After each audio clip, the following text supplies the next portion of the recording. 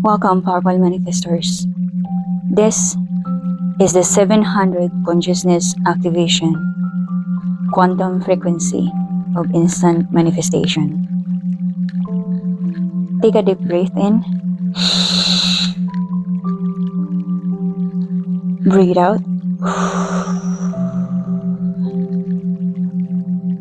Right now, you are not listening to this by accident.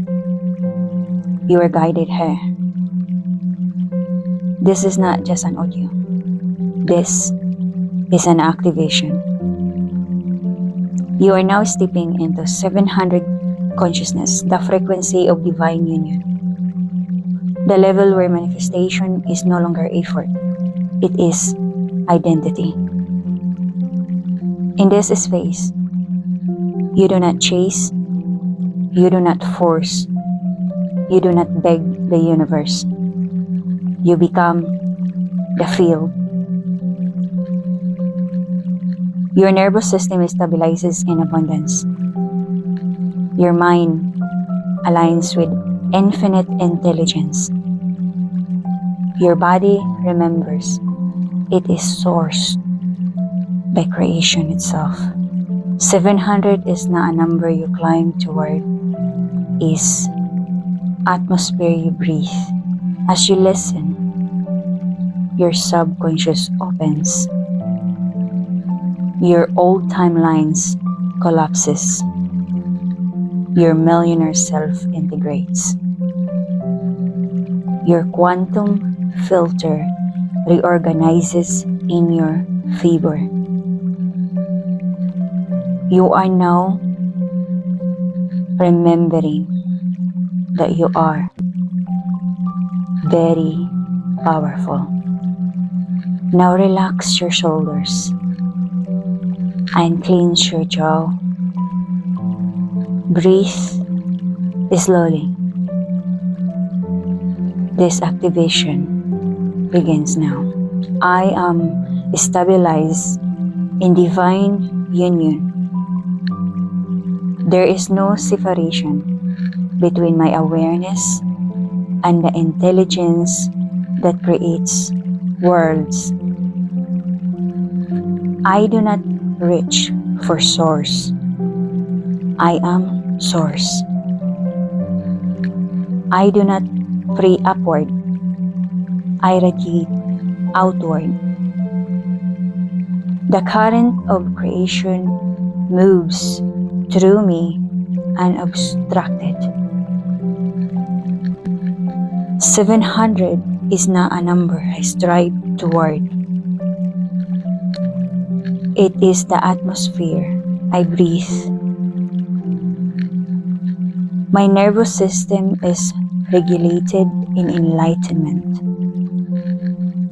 My thoughts are coherent. My emotions are clean. My body is calm. There is no internal war, no fragmentation, only alignment.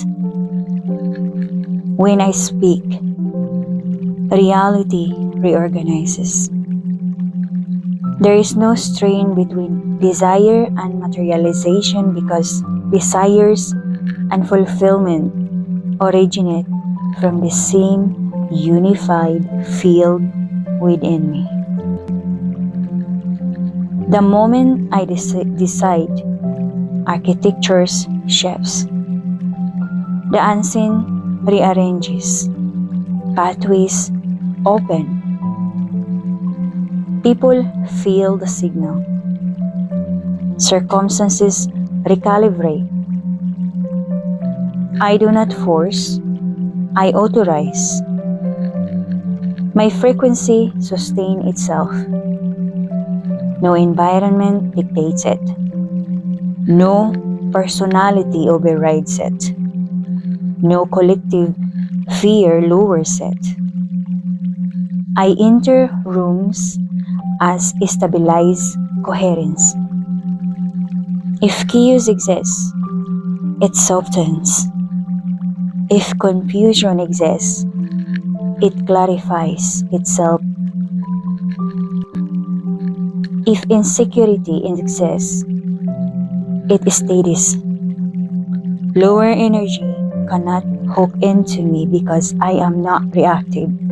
I am responsive. I do not absorb distortion. I transmute it.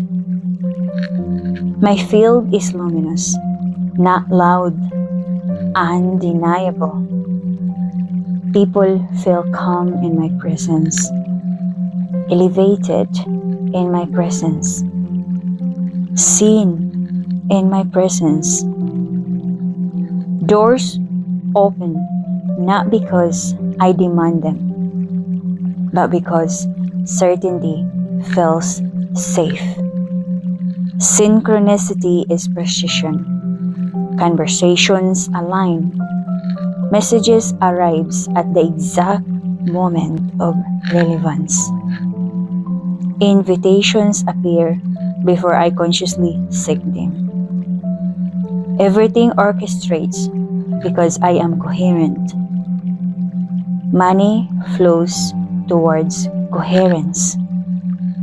At this level, abundance is neutral. It is not emotional, not dramatic. It is consistent. Revenue multiplies because values radiates. Deposits lands because exchange is natural. Wealth is not chased, it circulates. I do not cling to money, I direct it. I do not hope for opportunity, I generate it. My body mirrors the consciousness that I hold.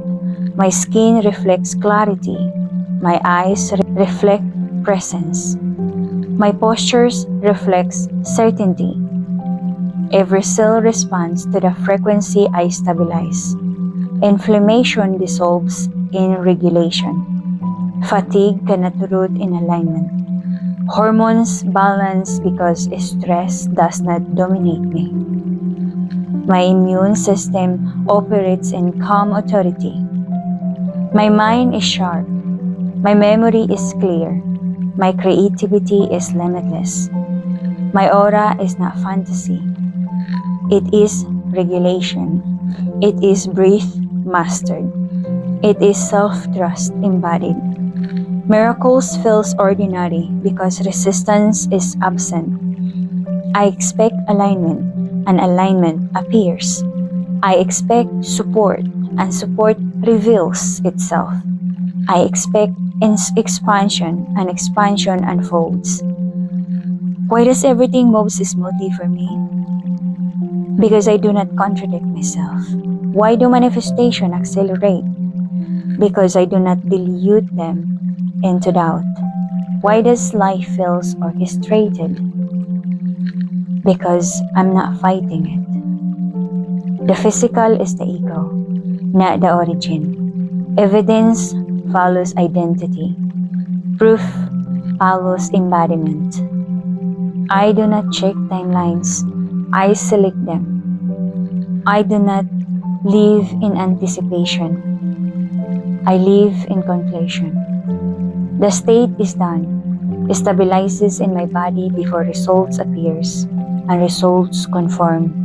Heavens is not destination. It is coherence in motions. Peace without fragility. Joy without dependence. Power without aggression. 700 is not superiority. It is unity. It is unshakable. Not because life never moves, but because I return to center instantly. Recalibration is immediate. Awareness is dominant. Alignment is practice. Nothing external governs me. I govern my internal state. My internal state governs my experience. Why does everything move smoothly for me? Because I do not contradict myself. Why do manifestation accelerate? Because I do not dilute them into doubt. Why does life feels orchestrated? Because I'm not fighting it. The physical is the ego, not the origin. Evidence follows identity. Proof follows embodiment. I do not check timelines, I select them. I live in completion. That state is done. Stabilizes in my body before result appears, and result confirms. Heaven is not destination. It is coherence in motions, peace without fragility, joy without dependence. I govern my internal state. My internal state governs my experience. It is done because I hold it is done. It moves because I remain steady. It expands because I do not contract. 700 is my stabilization point. 700 is embodied coherence. 700 is home, and I remain. It is done because I hold it is done. It moves because I remain steady. It expands because I do not contract. 700 is my stabilization point. 700 is embodied coherence. 700 is home, and I